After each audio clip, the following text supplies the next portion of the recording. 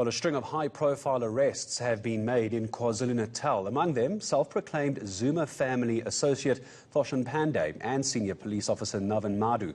They appeared in court on Friday. They were facing charges of fraud and bribery, all relating to the 2010 FIFA World Cup. Two more senior police officers, including a former KZN police commissioner, have yet to hand themselves over. Madhoe's lawyer says his client is innocent. As you know, and represent Colonel Madhoe. I believe, as you know, you've heard from him, he'll be pleading not guilty to these charges. These are old charges that have been in the public domain for over 10 years. And now I'm sure he wants to get it over and done with, instead of it hanging over for the past 10 years, unnecessarily over his head. And we're hoping that this matter can get to a finality quickly, so he can get exonerated and put this behind him. Corruption Watch believes we are seeing the fruits of changes at key graft-fighting institutions. Karim Singh, Corruption Watch's head of legal and investigation, says reforms at the MPA, Hawks and SIU are yielding results. But he also believes there's still a lot of work to be done.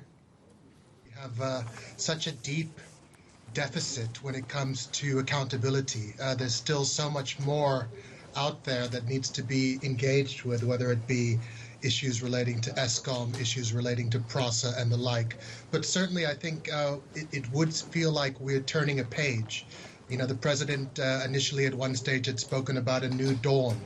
Then with the onslaught of the COVID corruption, we did hear an uptake in the rhetoric. But I think these arrests and the prosecutions that come after a significant piece of work, year-long investigation plus by the NPA, and it's clear that the NPA wouldn't be able to have conducted these kinds of investigations and done these arrests in coordination with the Hawks and with the SIU if there hadn't been that leadership change and there hadn't been the political will to reform those organizations.